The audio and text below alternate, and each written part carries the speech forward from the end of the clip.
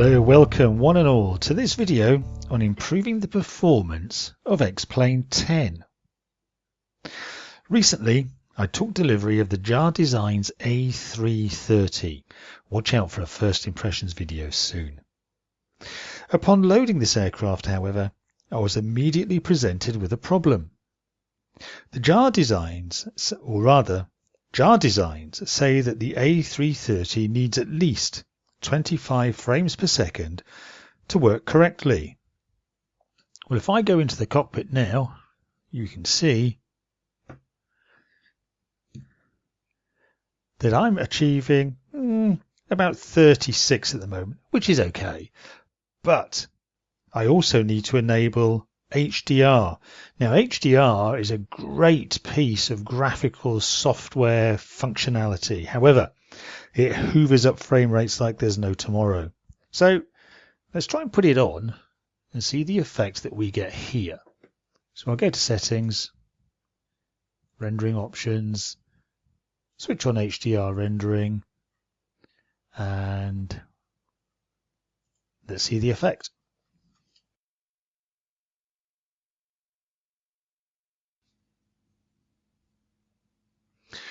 Okay, so what do we have now? Well, at the moment it's frozen, but there we are. We're just coming back online now. And at the moment we're averaging around 3 frames per second. It is improving. 4 frames per second, but nevertheless, that's a fairly dreadful response. And if I try to move around in the cockpit now, you can see that, well, it's really jerky. That would be unusable. And as the warning says, the frame rate is too low and affects the control of the airplane. I need to decrease my rendering settings. Incidentally, the frame rate warning that I'm getting from the A330 here refers to 19 as the frame rate, and that's what's showing here. The flight sim frame rate of 19.9, but the actual frame rate I'm getting at the moment is around 4. So, dreadful stuff. But fear not, there is a way to fix this, and I'll show you how I fixed this on my machine. As well as that, I'll show you a technique that you can use yourselves to improve the frame rate in X-Plane 10 while hopefully not having to suffer too much of an issue with regards to the quality of the graphics that you get in your sim. Okay, so first things first, let me just put the settings back to what they were so that I can get a usable system. Then what we'll do is we'll discuss how we set up our environment such that we can run some tests and see what the overall effect is of the changes that we make. The idea is to keep going and find those changes that make the most impact on our frame rate and adjust up or down accordingly. There's always a trade-off, but hopefully you can find a sweet spot that gives you the look that you want in your sim, as well as giving you the speed that you need to keep it operating smoothly, looking good, and behaving the way that a sim should. The first thing that I'd say to you is to have in mind a frames per second number that would work for you. Oftentimes I find that a good number is around the 30 to 35 frames per second. Note, of course, that your frames per second is going to change constantly depending on which airport you're at, how busy it is, other traffic in the area, other things that you have loaded in your system, and so on and so forth. And that leads me to one of the most important parts of trying to set up your system to get the best speed out of X-Plane, and it's this. When you run your tests, try to keep everything consistent. So if you started your tests and you've got applications running in the background, keep them running all the time while you're doing this test. Otherwise, you're not really going to compare apples with apples, and you'll never really know what's working well in terms of giving you a good frame rate and what is not. So I've configured mine. So I'm here at the end of runway 08 at Exeter Airport in the UK. I've configured a view using the standard system inside X-Plane. So this is the captain's view out of the cockpit, and this is the one that I will use to do my measurements against. Okay, there's my original setup, and at the moment we can see that I'm getting approximately 37 frames per second. Now, if you want to know how to get this to show so you can do testing yourself, go to the Settings menu option, select the Data Input and Output, and select the check mark for frame rate here. That then will show the information on the screen for you, so you've always got something to check against. Okay, so that's good. Now, the changes that we make to our system to improve our frame rate are all going to be done inside the rendering options settings. So here are the rendering options settings that I have got set at the moment. The first thing I'd invite you to take a look at is this number down here. This tells you the size of all loaded textures at your current settings. And if this number exceeds the size of video RAM for your video card, then it's going to run slower than it should. So this one here, I'm using just over 2.2 gigabytes of VRAM, and in fact my card, it can only handle 2 gigabytes. So clearly some of the settings that I've got here are not giving me the best performance I could get.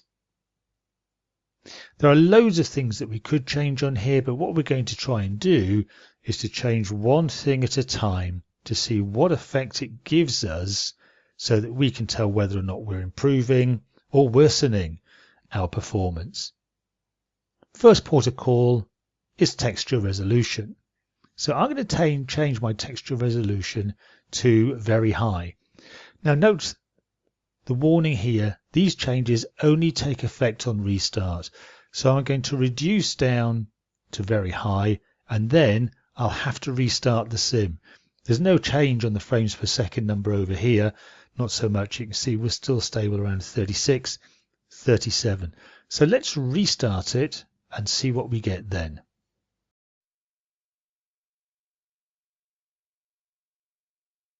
Okay, so the sim's loaded again, and let's put myself in my test state on the runway, looking at the captain's view out of the window, and check my frame rate now. So now you can see my frame rate has improved. We were at 36 and we're now at around 42.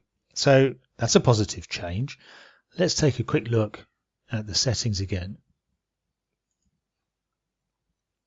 So coming down here to this number, we can see that now the total size of all loaded textures at that setting is only 909 meg. My card is more than capable of coping with that within the 2 gigabytes of video RAM that's available to it. So that's fine. Now the really big question here is, with a texture resolution of very high versus a texture resolution of extreme, what am I missing out on? Well, let's go back and take a look at the aircraft again. So if I go and zoom in perhaps on some of these buttons, for example, and the surfaces here, I can see that, well, they still look excellent to me. I don't think I'm missing out on anything there. That's all very clear for me to be able to read there. If I come down onto the center console, it's all crystal clear. I don't have a problem with anything here at all. The lights are showing up well. The knobs are looking excellent. Let's go to the overhead. Again, it's all crystal clear. I don't have any issues with the textures that I'm seeing here at all. Let's look outside the aircraft. And I'll zoom in a bit closer. There we are. And in fact, let's get really, really close.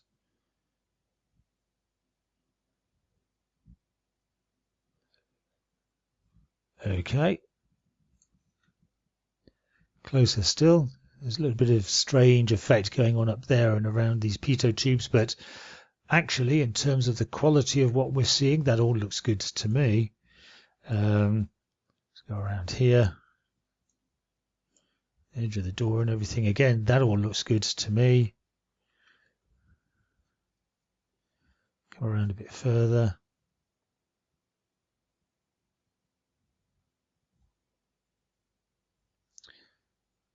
Yep, not seeing any problems here in terms of the quality of the image that we can see on the aircraft. One good test I find is to zoom in a little bit on the logo on the engine. Let's have a quick look at that. So again, crystal clear. I'm happy with that. I'm not too happy with some of this strange effect that's going on some of the video elements here, as if they're being overloaded or something. Okay, so that's a bit better. No, it's just changed where it's having this strange shading effect. But again, overall, I'm very happy with the quality of the graphics I'm seeing here. Let's pop back into the cockpit.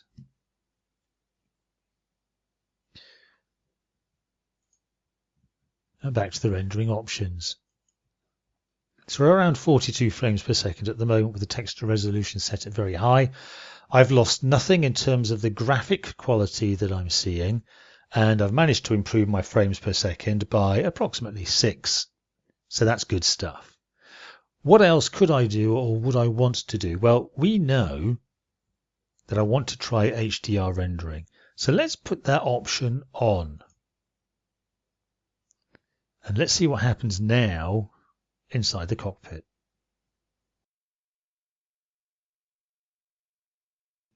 So here we are, it's loaded up again, but as you can see, even though the frames are climbing a little bit, we're around 7.5 frames per second. So still not good enough. Let's get back into the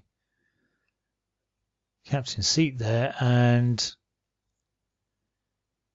okay, it seems to have settled down a bit now. We're improving a bit more, so we're around 29 frames per second, which is not bad at all, actually. Let's take a look at the rendering options page.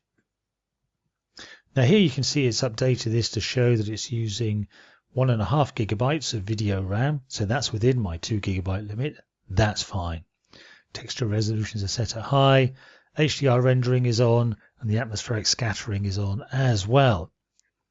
Okay, but I'm only showing about 29 frames per second at the moment. I wonder if I can do a bit better. I'm going to go to the HDR anti-aliasing this time. I'm going to drop that down to its absolute lowest and see what effect that has. So as you can see, the return back into the cockpit was instantaneous. The effect on the FPS, though, has been, well, negligible, really. I'm still around 29 frames per second. And if you look out of the cockpit window, you see the effects here, like the taxi line, for example. And away there in the distance, there are all these lines that are kind of running backwards and forwards across the screen. The edges of the taxiway here are looking very rough. It's a very, I don't know what the phrase I'm trying to think of. It's a very poor graphical effect for sure, and it certainly makes it look as if it's a bit clunky. So let's go back to our settings just to make sure that that is the change that's having that effect. We go back to the highest quality, return to the sim. And now, as you can see, the taxiways are nice and straight. We haven't got any of those strange shimmering lines. The edges of the taxiway are shown correctly. That looks good. And it's having no effect on our frame rate, which of those settings we actually select. Okay, well, let's go back to our rendering options. And this time what I'm going to do is I'm going to try and do something with the shadow detail. Now at the moment I've got it set to the second lowest, which is overlay. What I'm going to do now is to set it to 3D on aircraft. This is because inside of the cockpit now it will reflect, maybe that's the wrong word to use, what happens as a result of the sun shining through the side of the cockpit windows, and it will cast shadows appropriately on to the cockpit interior. Let's see what that looks like, and the effect it has, of course, on our FPS. Okay, back in the cockpit. It's loading slowly. We're at 1 frame per second. You can see the shadows drawn on here now though, which is looking pretty good. Frame rate though is running at, where are we, about 21 frames per second, which is a lot lower than I would like. Let's have a quick look. As we move around, you can see that it's still a bit jerky, isn't it? Because we're only at 21 frames per second. And you can see the effect here with the shadow. Yeah, not too great there. Bit strange here. And yet it adds that kind of depth and reality, doesn't it, to the lighting effect with the sun streaming through the window. So it's something I'm keen to keep because I think it would look well and play well on a video, especially as we're flying and banking through the air. So I wonder what else I can do to try to improve my frame rate and still keep that good look. Okay, back to the rendering options page. So shadow detail, oh, for some reason, and that's correct, 3D on aircraft, that's fine. I'm going to leave that as it is. I'm going to make a couple of other changes though. And what I do with these changes, I just try them one at a time until I get to a balance that is about right, that what works for me. So we've done the biggest, or one of the biggest changes, which is to change the texture resolution. The next biggest change is to switch on or off HDR rendering as appropriate.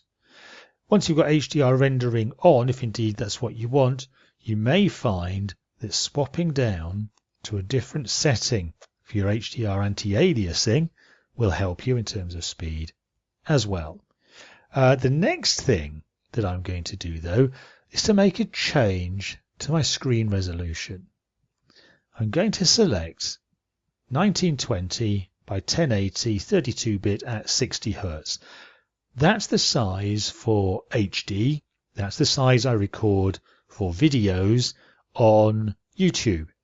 And the reason I'm going to select that, well, you'll see for yourself in a moment. So I'll choose that.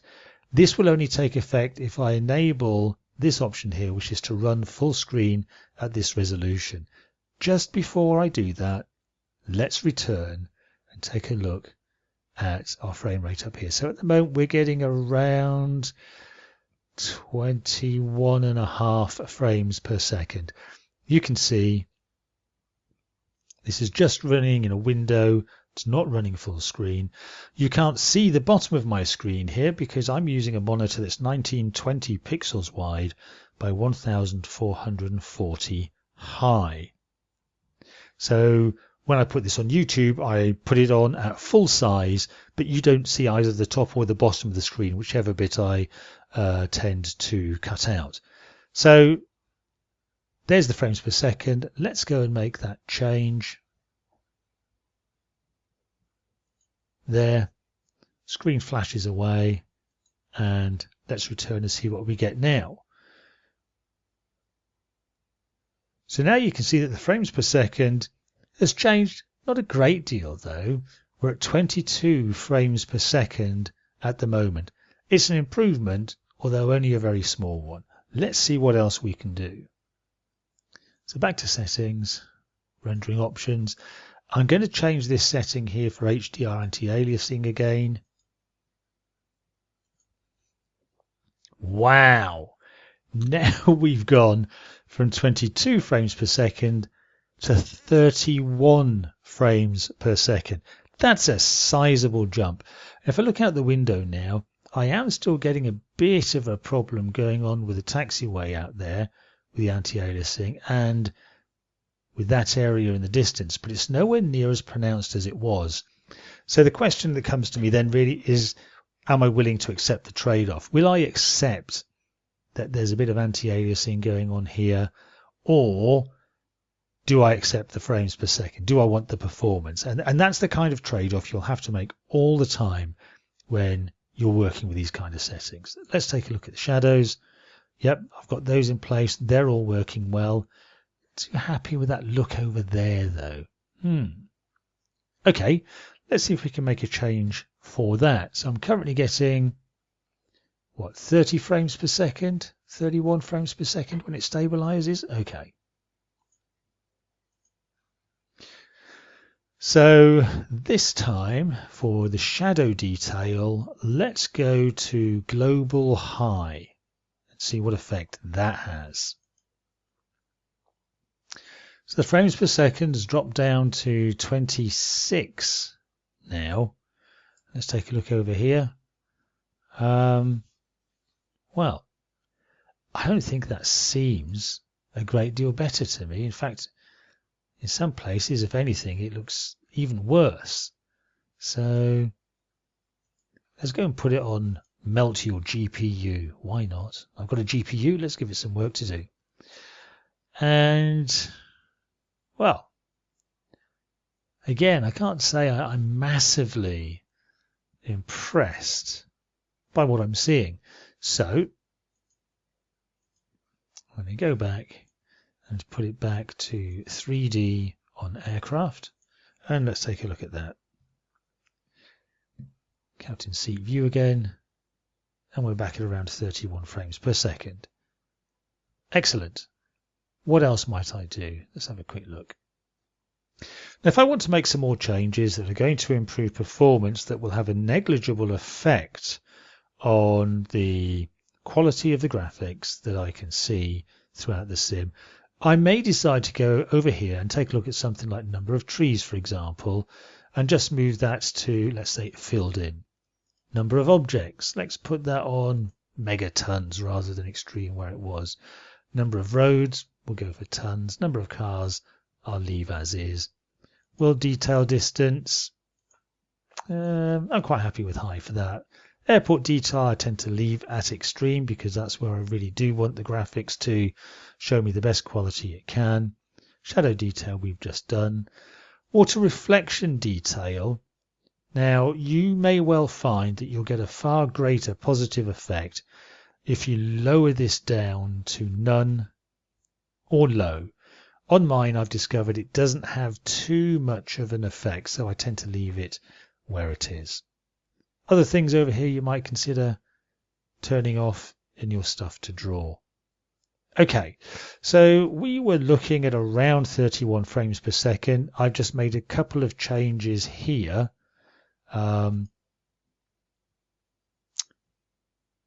Yes, let's leave it as it is for now. Let's see if that's made any difference. Now, I've made more than one change here, which is not something I recommend you do if you're wanting to find out which things really are having the most positive impacts on your environment. I've done it here only to speed things up. Otherwise, this video will be a lot longer than it already is. Back in the cockpit, and now you can see I'm running at around 37 frames per second, which is phenomenal given what it had been set to before. Let's take a quick look at our settings again then.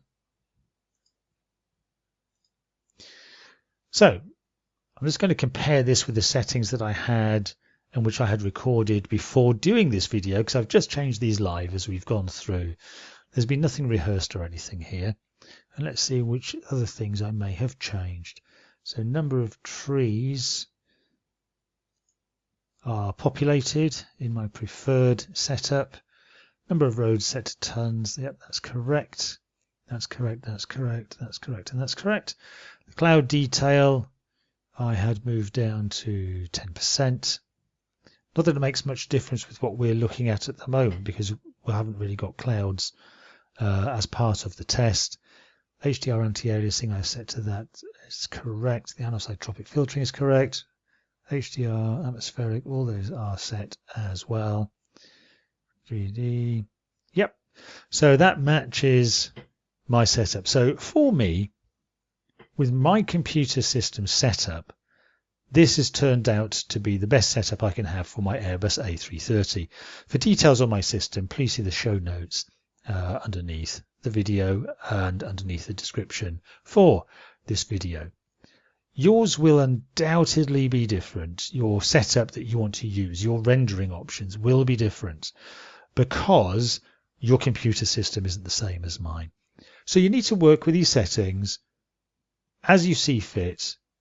Try changing them around and see whether or not the trade-off in the quality of the graphics versus the improved frame rate is a compromise that you're willing to make.